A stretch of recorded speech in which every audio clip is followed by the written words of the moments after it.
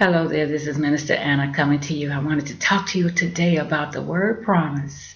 I don't know how many of us has ever thought about this, but did you realize that a promise is not the same thing as a blessing? No, it is not. No, it's not. A promise is not the same thing as a blessing, okay? A promise is a word of faith that is spoken to someone by a sovereign. A sovereign, that would be someone who has absolute power and authority to bring to pass the words that they speak. All right, and so usually when we consider the word promise, we consider it to be the word of God.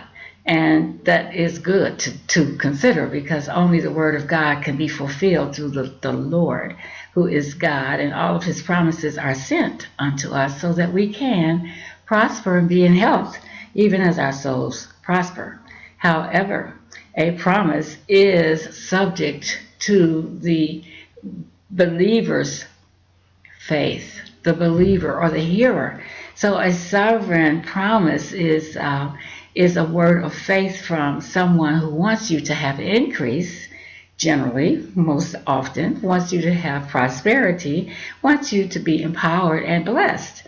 But the other side of a promise, if it's not fulfilled, will give you the opposite of the promise, okay? So for an example, the Bible teaches us this. It says, I set before you this day blessings and curses, life and death. And then God says, and I say, choose life. So, you know what happens if a person doesn't choose life? Then automatically, just by default, you get the other side of the promise, which is not a blessing, but a curse. All right, so a promise is preliminary and is conditioned upon my response to the promise. And I say that to say all of the blessings of the Lord in Christ Jesus are yea and amen.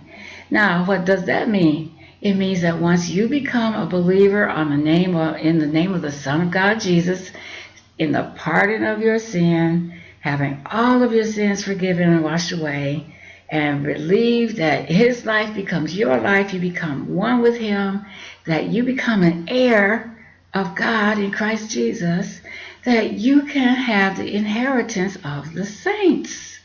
Isn't that a wonderful thing? Yes, it is.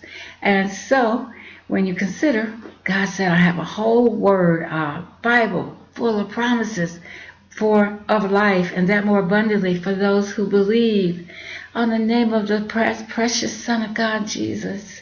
You can have the fulfillment of those things. However, if a person should choose not to believe on the name of the Son of God, Jesus,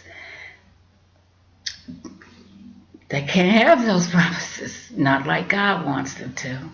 And so let me share a last thought with you.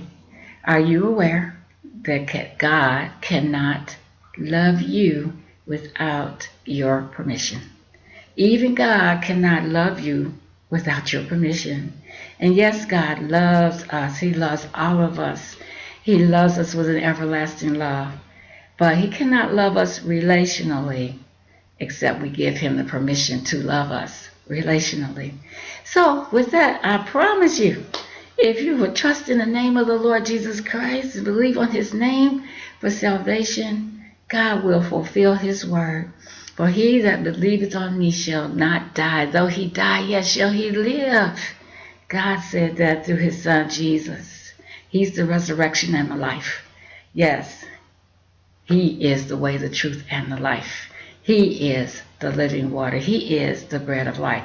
He is all that we need for life and godliness. So when you trust in the Lord, you shall not be ashamed. This is Minister Anna. Have a blessed day. Thanks. Bye.